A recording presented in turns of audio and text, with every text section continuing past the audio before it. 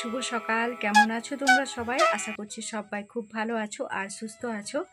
আমার শরীরটা একদমই ভালো নেই, তো সেই জন্যই এতটা দেরি করে ব্লগটা শুরু করলাম। এখন বাজে ঘড়িতে 10টা। তো 10টা থেকে আমি আমার ব্লগটা শুরু করলাম। আশা করছি তোমাদের আজকের ব্লগটি খুব ভালো লাগবে। তো আজকে সকালে সমস্ত বাসি কাজ তো করে নিয়েছি, যাই হোক খড়িয়ে খড়িয়ে শরীর ভালো নেই বলতে পায়ে প্রচুর ব্যথা, চলতে খুব অসুবিধা হচ্ছে। তো আজকে মনুর জন্মদিন, তো জন্মদিনের ব্লগটাই তোমাদের সাথে শেয়ার করব। তো তোমরা দেখতে থাকো আর ভিডিওটা কন্টিনিউ করো। আর জন্মদিন বলতে যে আমাদের বাড়িতে যে বিশাল কিছু হয়েছে সেরকম ব্যাপারটা না, কখনোই হয়নি আমাদের বাড়িতে। আসলে কি বলো তো, আমাদের মতো নিম্ন মধ্যবিত্ত পরিবারে এত কিছু বিলাসিতা মানায় না। তো তাই জন্মদিন উপলক্ষে যেটুকু যত সামান্য আয়োজন হয়েছে সেটাই। আর তার সাথে আমরা সবাই একসাথে পুরো পরিবার একসাথে আজকে দুপুরে খাওয়া দাওয়া আছে। তো সব মিলিয়ে ব্লগটা খুব সুন্দর হবে। তো তোমরা অবশ্যই দেখতে থাকো, আশা করছি তোমাদেরও খুব ভালো লাগবে। তো চলো। তো এই যে দেখো, নিচে এসে দেখি সব আয়োজন শুরু হয়ে গেছে। তবে আমাদের বাড়িতে মেয়েদের জন্মদিন পালন করা হয় না। তো আমার শাশুড়িমা কখনোই আমাদের যে দুই ননদ ছিল, দুই ননদের কারোরই জন্মদিন পালন করেননি। তার কারণ মেয়েদের নাকি জন্মদিন পালন করতে নেই।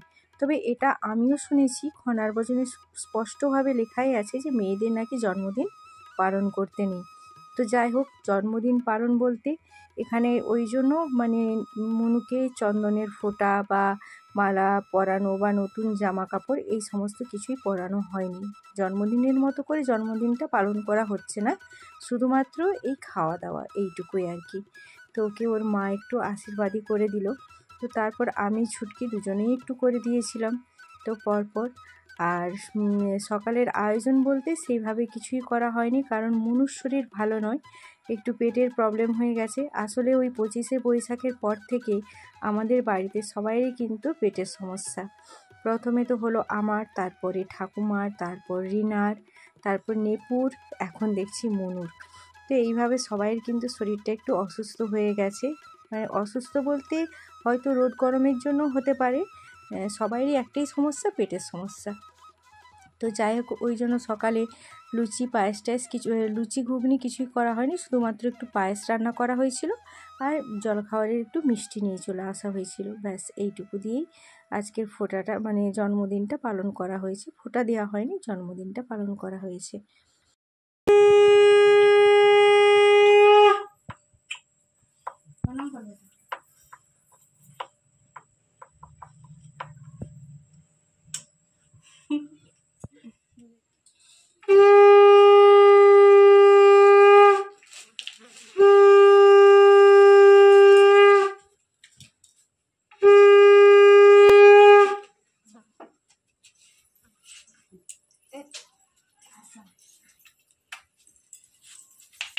চুমু খাইলি কি হে? চল যা দিদির সঙ্গে বসে খাবি। বস যে একটা লে বেটা, একটা লে। খাবারই বললে কি করে হবে, খেতে হবে। কোনটা খাবি? যেটা খাইয়ে দে, একটা কিছু জিনিস খাইয়ে দে, ফটো তুলবে। বসে খাইয়ে দে, একটা কেকটা খাইয়ে দে। কেকটা খাও, কেকটা খাওয়া খাওয়া খাওয়া খাওয়া, তোর দিদিকে খাওয়া। লে এদিকে দেখ, দুজনেই দেখ এইদিকে। ওইদিকে তো আমাদের অনুষ্ঠান শেষ হলো। আর তারপরে যে দেখো, মা কত শাক তুলে নিয়ে এসেছে, শুশনি শাক পুকুর পাড় থেকে। তো এতগুলো শাক মা একা বাঁচতে পারবে না, সেই জন্য আমিও একটু মায়ের সাথে লেগে দিলাম। আর ওইদিকে রিনা ভাতটা বসিয়েছে। আজকে তো খাওয়া দাওয়া ওদের বাড়িতেই হবে, সবাই মিলে খাবো। আমাদের বাড়িতে আর কাকুদের বাড়িতে সবাই মিলে একসাথে খাওয়া দাওয়া হবে। তো এই জন্য শাকগুলো এখন বাঁচতে বসে পড়লাম। আর পায়ে এত ব্যথা, সেই জন্য বসতে চলতে সবটাতেই আমার অসুবিধা হচ্ছে। তো ওষুধ খেয়েছি, আর ব্যথার ওষুধ খেলে কি হয় বলো তো, প্রচণ্ড ঘুম পায়। তো আমার তো সারাক্ষণ শুধু ঘুম ঘুম পাচ্ছে। গতকাল রাতে আমি ভিডিও এডিট করতে পারিনি, ভয়েস ওভার দিতে পারিনি, ফোনটা হাতে নিয়েছি, ঘুম ধরে গেছে। তো সকালে উঠে আগে ভিডিও এডিট করে ভয়েস ওভার দিয়ে তারপর নানা রকম কাজ যা ছিল সেগুলো সারলাম। নিজের একটু ভুলে আমার কতগুলো জিনিস দেখো নষ্ট হয়ে গেছে। তো এই যে মুসুরের ডালগুলো দেখছো, এই ডালগুলো অনেক দিন আগে নিয়ে এসেছে, আমি সরিয়ে রেখেছিলাম, কিন্তু আর খেয়াল নেই যে আমি সরিয়ে রেখেছি। তো তারপর আজকে যখন গিয়ে দেখি না মুসুরের ডালটা আছে আর একটু পোকা ধরে গেছে, তো সেই জন্য একটু রোদে দিয়ে ভালো করে চালুনি করে চেলে নিলাম। তারপরে যে দেখো কৌটার মধ্যে এখন ভরে রেখে দিচ্ছি। যে পুরোটা পোকায় খেয়ে নিয়েছে সেরকম নয়, হালকা হালকা একটু পোকা ধরে গেছে। এই ডালটার কথা আমার একদমই খেয়াল ছিল না। তো তারপর তোমাদের দাদাভাই 1 কেজি মতো শুকনো লঙ্কা নিয়ে এসেছে। তো এই লঙ্কাগুলোকে রোদে দিয়ে শুকনো করে তারপর আমরা বাড়িতেই পিষিয়ে নিই। আসলে কি বলতো, বাড়ির জিনিসটা একদম খাঁটি হয়, তাছাড়াও অনেকটা সাশ্রয়ী হয়। তো আমাদের মতো গরিব পরিবারে সবসময় কাজ করতে গেলে একটু হিসাব করেই চলতে হয়। তো সেই জন্য দেখো তোমাদের দাদাভাইকে বলেছিলাম, ও নারায়ণগড় গিয়েছিল, তো বলেছিলাম যে লঙ্কা নিয়ে আসতে। তো লঙ্কা নিয়ে এসেছে। তো এগুলোকে বক্স ছাড়িয়ে রোদে দেবো, রোদে দিয়ে তারপর মিক্সিতে করে গুঁড়ো করে রেখে দেবো। তো দোকানের ওই গুঁড়ো মশলাগুলো কেমিক্যাল দেওয়া থাকে, আর এটা কিন্তু একদম খাঁটি। আর এইদিকে দেখো একটা আপেল ছিল, মাকে দিলাম। তো মা তো পুরোটা খেলো না, আমাকে একটুখানি দিল। আমি আবার আমার থেকে আবার মনুকে একটুখানি দিলাম। ওইদিকে রিনা রান্না করছে। তো চলো রান্নাঘরে কি কি হচ্ছে একটু তোমাদের দেখিয়ে দিই। এখানে দেখো চিকেনটা একদম ম্যারিনেট করে রেখে দিয়েছে। আর ওইদিকে কড়াইতে তেল পেঁয়াজ দিয়ে দিয়েছে, মশলা ভাজা চলছে, রান্না প্রায় শেষের দিকে। আর বাকি যে সমস্ত রান্নাগুলো সেগুলো হয়ে গেছে। তো সেগুলো বলতে আজকে হয়েছে শাক ভাজা আর আলু পোস্ত, আর হবে মাংস, ব্যাস আর কিছু না। আর পাঁপড় আছে, পায়েস আছে আর দই আছে। এই দিয়ে হবে আজকে দুপুরের খাওয়া দাওয়া। তবে চাটনি বানাইনি, চাটনি এমনিতে আমের জেলি করা আছে, যদি কেউ নিতে চায় তাহলে সেটা দেয়া হবে। আর এই যে আলু পোস্ত আছে এখানে। তো এই হলো দুপুরের রান্নাবান্না, আজকে জন্মদিনের স্পেশাল এইটাই। তো আমাদের মতো নিম্ন মধ্যবিত্ত পরিবারে এটাই আমাদের কাছে অনেক। তাছাড়া সত্যি কথা বলতে এটা গর্ব করেই বলতে হয় যে আমাদের বাড়ির বাচ্চাদের কোনো রকম কোনো আড়ি জেদ নেই যে এটা করতে হবে, ওটা করতে হবে, এটা দিতে হবে, ওটা দিতে হবে, সেরকম কিন্তু একেবারেই না। তো ওইদিকে তো রিনা রান্না করছে, আমি ওইদিকে ঠাকুমার জন্য খাবারটা নিয়ে যাচ্ছি। তো আজকে আমার রান্নাঘর থেকে একেবারেই ছুটি, যা কিছু সব রিনাই করেছে, আমি শুধু জাস্ট হেল্প করে দিচ্ছিলাম ওকে। ঠাকুমা, তো এই যে দেখো খাবার নিয়ে এসেছি। এই যে আপনার ভাত, উঠুন। কি খাবনি? সবসময় খাবনি একটা রব। উঠুন উঠুন উঠুন উঠুন গো, ভাতে মাছি বসবে। আজকে মা খায়নি, আজকে আপনি নিজে হাতে খাবেন, আমি মাখি দেইনি। ঠাকুমা, ও ঠাকুমা, খাবনি বললে কি করে হবে? খেতে হবে না, খাবনি বললে কি করে হবে? ওইদিকে তো ঠাকুমাকে অনেক কষ্টে খাওয়ানো হলো, নিজে হাতে খেতে বলেছিলাম কিন্তু নিজে হাতে খেলো না, আমি খাইয়ে দিলাম। তো তারপর এদিকে দেখো আমাদের দুপুরের খাওয়া দাওয়া শুরু হয়ে গেছে। আর এই বিড়ালগুলোর দিকে দেখো আগের দিকে কেমনভাবে বসে আছে।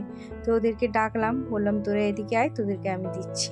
তো ওদেরকে একটু মাংস নিয়ে এসে ভাত মাখিয়ে দিলাম, ওরা খেলো।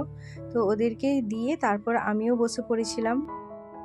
তো এই যে দেখো ভাত, শাক ভাজা, মাংসের ঝোল, পায়েস, দই আর এদিকে পাঁপড় ভাজা। মিষ্টিগুলো তো আগেই আমরা খেয়ে নিয়েছি সকালে। তো তারপরে যে দেখো খাওয়া দাওয়া শেষ করে এখন চলে এলাম একটু মায়ের ঘরে। তো মায়ের ঘরটাতে বেশ ঠান্ডা হয়, এখানে দুপুরবেলা এখন আমরা ঘুমাই। তো এদিকে তোমাদের দাদাভাই খবর দেখছে, ওই আমাদের রাজ্যে যা কিছু ঘটে চলেছে সেই সব, শিক্ষকদের আন্দোলন এইসব দেখছে। তো আমিও একটু বসে বসে একটু জল খেলাম। তারপর আমার একদমই মনে ছিল না যে বাইরে আমার এখনও আম তেল, তারপর আমচুরগুলো রোদে দেওয়া আছে, বড়ি কয়েকটা রোদে দেওয়া আছে। তো সেগুলো যেই মনে পড়লো অমনি চলে গেলাম আবার ওগুলোকে তুলে নিয়ে আসতে। আম তেলটা গতকাল বানিয়েছি, তোমাদের সাথে আর শেয়ার করা হয়নি, রাতে বানিয়েছিলাম। তো অনেকটা পরিমাণে বানিয়েছি, তবে আরও করতে হবে, কারণ বাবু বলল যে ও নিয়ে যাবে। আসলে ও বিষ্ণুপুরে তো ওখানেই তো থাকবে। তো বলল মা আমি নিয়ে যাব, একটু তুমি বেশি করেই বানিয়ে দিও। আর আম তেল খেতে তো ভীষণই পছন্দ করে, মুড়ি খেলেই চায় আম তেল। তো সেই জন্য ভাবছি ওটাতে আর একটু তেল আর একটা কাঁচা আম দিয়ে দেব, দিয়ে দিলে কিন্তু সুন্দর হয়ে যাবে। মশলাটা যেটা পরিমাণে দেওয়া আছে বেশিই দেওয়া আছে, মশলা আর লাগবে না, কিন্তু ওই আম আর একটু তেল দিতে হবে। আর এদিকে দেখো আমচুরগুলোকেও এখন তুলে নিয়ে চলে আসছি। আর এখন দেখো বিকেল হয়ে গেছে, তো একটু দুপুরে খেয়ে দিয়ে ঘুমিয়েছিলাম। তো ঘুম থেকে উঠে আবার বিকেলের কাজবাজ গুছিয়ে এখন চলে যাচ্ছি জল ভরতে। তো বিকেলের জলটা তোলা হয়নি, তো বিকেলের জলটা তুলে নিলেই বিকেলের সমস্ত কাজ আমার কমপ্লিট হয়ে যাবে। তারপর ফিরে এলাম একেবারে রাতের খাওয়া দাওয়া নিয়ে। তবে আজ আর চা বানাইনি, তোমাদের দাদাভাই বললো চা খাবে না, আসলে এতটাই গরম, তো এত গরমে চা আর খেতে ইচ্ছে করলো না। ও বললো আজকে চা খাবো না, তো তাই ও খেলো না, তো আমারও আর খাওয়া হলো না।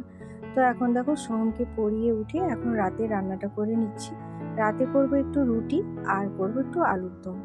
তো এই যে রুটি করা নিয়ে আমাদের খুব সমস্যায় পড়তে হয়। রুটিকে গোল করতে হবে, সেই নিয়ে এক প্রকার বলতে পারো যুদ্ধই চলতে থাকে।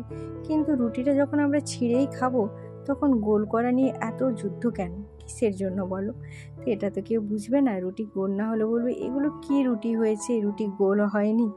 তো যাই হোক, এখন কিন্তু অনেকটাই পারি রুটি গোল করতে। প্রথম প্রথম তো পারতাম না, কিন্তু এখন শিখে গেছি রুটি গোল করতে। তো এদিকে আমার রুটিগুলো হয়ে গেছে, আর সাথে করে নিয়েছি একটু আলুর দম। তো এই হলো আমার রাতের রান্না বান্না, আর একটু পায়েস আছে। তো পায়েস, আলুর দম, রুটি বেশ ভালোই জমে যাবে রাতের খাওয়া দাওয়াটা। দেখো বাইরে হাওয়া দিচ্ছে, হালকা হালকা বৃষ্টি পড়ছে। যেই একটু হালকা বৃষ্টি শুরু হয়েছে অমনি কারেন্ট নেই। তো কারেন্ট চলে গেছে, এখন ওই যে চার্জার লাইটটা জ্বেলেই এখন খাওয়া দাওয়া করছি। তো তোমাদের দাদাভাইকে খেতে দিয়ে দিলাম, আর এদিকে কিন্তু আমিও আমার খাবারটা এখন নিয়ে নেব। খাওয়া দাওয়া সেরে প্রতিদিনের মতো গ্যাসটাকে পরিষ্কার করে মুছে এক ঘটি জল সাথে একটু ছোলা ভিজিয়ে দিলাম। তো যতই জল ঝড় বৃষ্টি যাই হোক না কেন, রান্নাঘর কিন্তু আমি সবসময়ের জন্য পরিষ্কার পরিচ্ছন্ন রাখি। তো এইটা আমার কাজে অনেকটা সুবিধা দেয়। আর তাছাড়া রান্নাঘর সবসময় পরিষ্কার পরিচ্ছন্ন রাখা উচিত, কারণ রান্নাঘরে মা লক্ষ্মী বসবাস করেন, তো তাই সবসময় পরিষ্কার পরিচ্ছন্ন রাখা দেখো উচিত। বন্ধুরা, রাতের খাওয়া দাওয়া হয়ে গেছে আর এখন চলে এসেছি একদম বিছানাতে। কারেন্ট তো নেই, বৃষ্টি হচ্ছে, তবে বৃষ্টি যে খুব জোরে হচ্ছে তেমনটা কিন্তু নয়, এক দুফোঁটা করে পড়ছে। তো তাতেই কারেন্টটা বন্ধ করে দিয়েছে। তো এরকমই হয়, একটু ঝড় হাওয়া জল হলেই কিন্তু কারেন্ট থাকে না। তো যাই হোক, চলো আজকের ব্লগটা তোমাদের কেমন লাগলো অবশ্যই কমেন্ট করে জানিও। সবাই ভালো থেকো, সুস্থ থেকো। আবার দেখা হচ্ছে আগামীকাল আরও একটি নতুন ব্লগের সাথে। তো চলো আজকের মতো টাটা, বাই বাই, শুভরাত্রি, সবাই ভালো থেকো।